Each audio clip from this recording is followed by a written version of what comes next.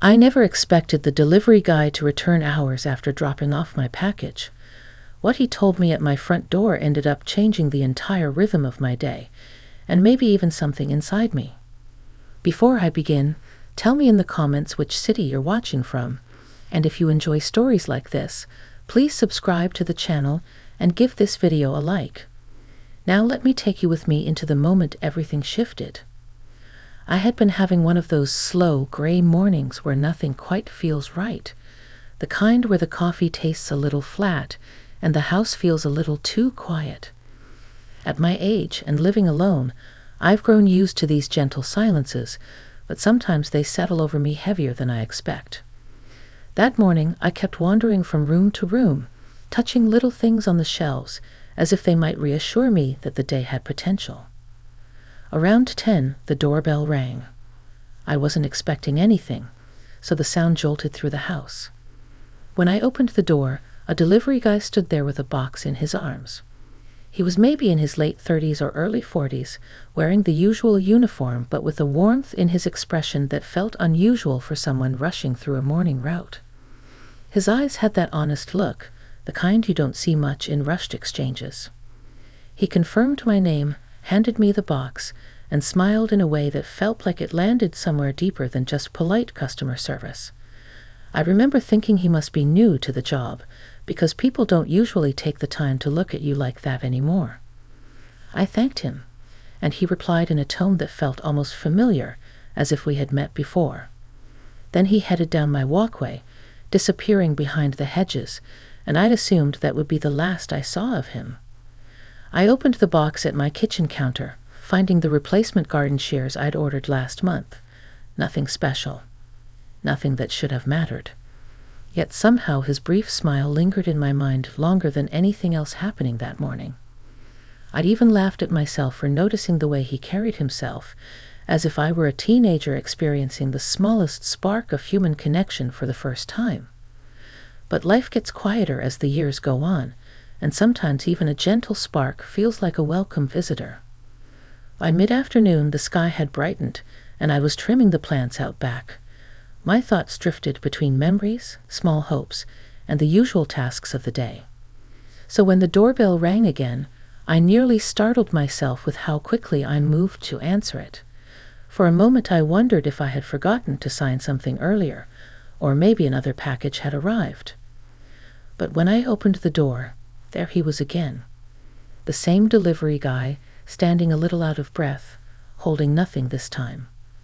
Just himself, and that same worn expression, though now it carried something else, something thoughtful, almost hesitant. He spoke my name again, gently, as if making sure he hadn't made a mistake coming back. I nodded, trying to hide the sudden flutter of curiosity in my chest. He explained that he had been thinking about our brief exchange earlier and wanted to return to clarify something. He shifted his weight, looked down for a second as if gathering his thoughts, then met my eyes with a calm steadiness. What he said next shook loose the quiet stillness of my afternoon. He told me he had noticed something in my expression earlier, something he recognized because he said he had seen it in his own reflection on certain days. He told me I looked like someone carrying more than just a slow morning, and he hoped I knew that even in passing moments, people see each other more deeply than we realize. His words were simple, but they landed so unexpectedly that I felt a warmth rise in my throat. It wasn't romantic, it wasn't dramatic, and it wasn't anything inappropriate. It was simply human. A moment where someone took the time to look past the surface and acknowledge something tender inside me. I stood there, surprised at how much his honesty touched me. And before I could respond, he added that he didn't want to intrude, only to offer a bit of encouragement that had once helped him on a difficult day. He apologized if he had overstepped and said he would head back to his route. But I didn't want him to walk away just yet. Not because of anything dramatic, simply because moments of true kindness don't happen as often as they should, and I felt something in me shift the moment he spoke. And that was how the door opened not just to my house, but to something I didn't know I needed that day. Something that would lead to an experience I hadn't expected, yet felt deeply grateful for. When he turned slightly as if preparing to leave, something inside me pushed forward before I even fully understood why. I told him he hadn't overstepped at all, and that his words had actually eased something heavy I hadn't known how to describe. He paused on my front step, and the sunlight caught the edge of his face just enough that I noticed a hint of relief cross it. A simple moment, but it felt meaningful. I invited him to sit for a minute on the small bench just beside the walkway. It wasn't a bold gesture, just a neighborly one, something two people might do when life nudges them toward a conversation that feels unexpectedly important. He agreed with a grateful nod, and we both sat down, leaving a polite space between us. For a moment, neither of us said anything.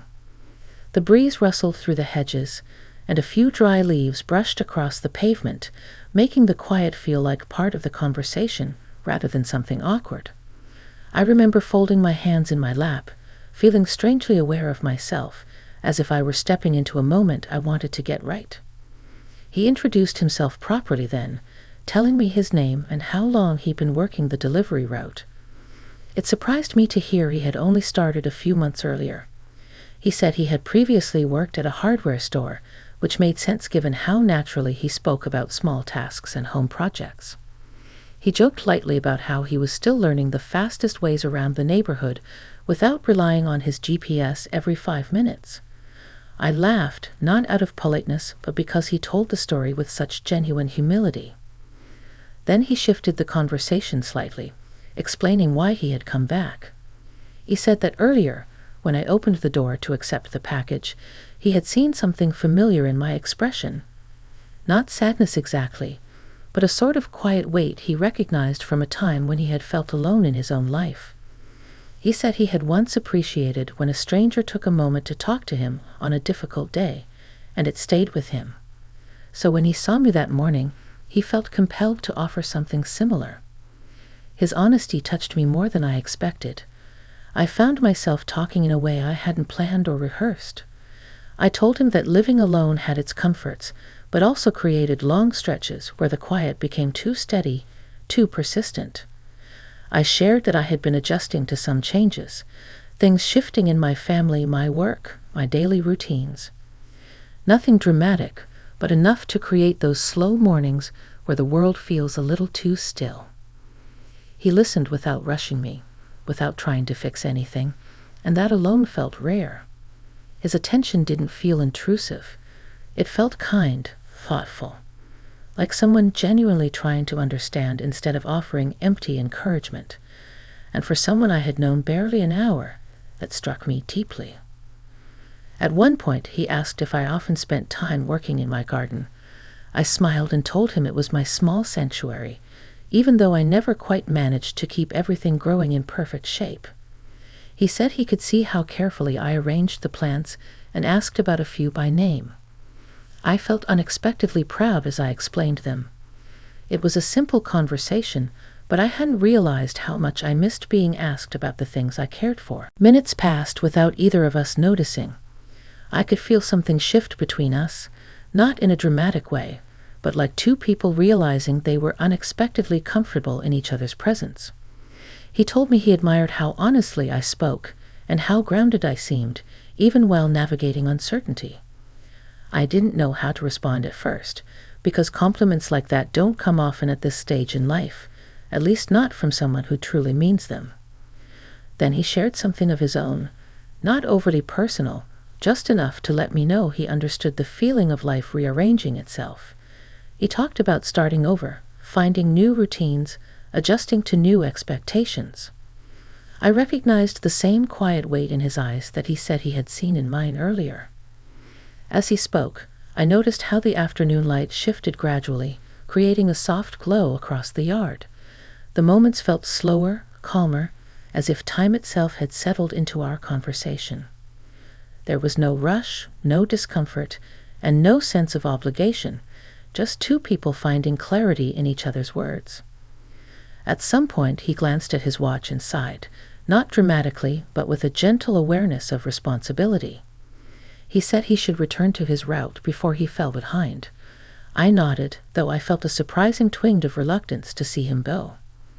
Before he stood, he asked if it would be all right to check in again sometime, not for anything unusual, just to say hello if our paths crossed during his deliveries. I told him I would like that. And as he walked down the path again, I watched him go with a quiet sense that something inside me had shifted. Not a whirlwind, not a grand revelation, just a steady, meaningful change. What I didn't know then was that his simple promise to check in again would unfold into something that would challenge and deepen the way I understood connection at this stage in my life. Something that would continue far beyond that quiet afternoon. The next morning felt different from the moment I woke. I couldn't quite explain it, but there was a new kind of anticipation in the quiet of the house. Not excitement exactly, but a lightness, as if someone had opened a window somewhere and let in a softer breeze. I moved through my routines with a bit more attention. Folding the blanket on the couch, rinsing the coffee pot, watching the sunlight spill slowly across my kitchen floor. I kept reminding myself that I barely knew him, that he was simply someone who had shown kindness on a day when I needed it. Yet his words lingered with a warmth that felt uncommon. It wasn't about him specifically. It was about being seen, truly seen, in a world that often hurries past people without noticing their quiet struggles. By late morning, I found myself outside trimming the garden again, even though it didn't really need more trimming. I think I just wanted to be where the world felt open, where the air moved freely and the quiet felt less heavy. Every now and then, I'd glance toward the street, telling myself it was just habit, nothing more. Around noon, I heard the low rumble of a delivery truck turning onto my street. I pretended not to notice, continuing to gather small clippings from the ground. The truck slowed, then it parked. My heart picked up just enough that I scolded myself silently for being affected by something so simple. But when I heard his footsteps approaching, steady and familiar, I felt a smile forming before I turned around. He was carrying a small padded envelope this time. He held it up with a playful shrug, saying he wasn't sure if it was meant to arrive today or tomorrow, but the scanner insisted it was time to deliver it. I knew he didn't control the schedule, but the way he said it made it feel like the universe had chosen a moment for us to cross paths again. I walked toward him, brushing leaves from my hands, and accepted the package. It contained a set of replacement bulbs I'd forgotten I ordered. Nothing important. Nothing that justified the little flutter inside me. Yet I felt grateful in a quiet way for the coincidence of the timing. He asked how my morning had been, and I told him honestly that it had felt brighter than the day before. He nodded as though that answer mattered to him. Then he glanced toward the garden and asked if he could help with anything before continuing his route. I hesitated, not wanting to impose, but he insisted gently, saying he had a few minutes to spare. We walked to the side of the yard where I'd been struggling with a stubborn patch of overgrown vines. He crouched down and studied them like a small puzzle. I watched as he worked the tangled stems free, explaining his method as he went. There was something surprisingly calming about the way he focused, patient, steady, unhurried. It reminded me of how people behave when they care about doing something well, even when no one is watching. As he worked, we talked about ordinary things. Favorite local diners, the unpredictable weather, how quickly time seems to move once you reach a certain age. He shared a story about his father teaching him to garden when he was young, and the way he spoke about it made me smile. His voice carried a gentleness I hadn't noticed before. At one point, he paused and said he hoped he wasn't overstepping by stopping to help. I shook my head immediately. I told him that sometimes small acts of kindness can reach deeper than people realize. He looked up at me with an expression that held both appreciation and understanding. When he stood again, brushing the dirt from his hands, I realized how natural the moment felt. No rush, no awkwardness, just a simple connection unfolding at its own pace. He stepped back and studied the cleared patch of vines with quiet satisfaction. I thanked him, and he said he was glad to help. But then he hesitated, shifting the weight of his scanner from one hand to the other. He said something that stayed with me long after he left. He told me that the calm he felt while helping in the garden reminded him of what he'd been missing in his own life, a sense of purpose beyond schedules and routines. He said talking with me made him feel grounded again, in a way he hadn't expected. Hearing that awakened something inside me. Not a spark of romance, not anything bold or dramatic, but a deep sense of companionship, like two people recognizing a familiar truth in each other. Before he left, he asked if I'd be in the garden again later in the week. I nodded, feeling the corners of my mouth lift before I could stop them. He said he'd keep an eye out as he made his rounds, in case our paths aligned once more. As he walked back toward the truck, the air felt different, as if the day itself had stretched open. I watched him drive away, feeling something warm settle inside me, something steady, something hopeful. It wasn't the kind of feeling that sweeps you away. It was the kind that gently rebuilds something you didn't realize had worn thin, and I had no idea how much deeper that feeling would grow in the days ahead. Over the next 2 days, I found myself noticing things I had overlooked before: the soft hum of the neighborhood in the afternoon, the easy rhythm of my footsteps on the porch, the way sunlight painted slow-moving patterns across the living room floor. Life didn't feel as heavy as it had the week before. There was a new steadiness in me, as if some part of my spirit had been quietly encouraged back to life.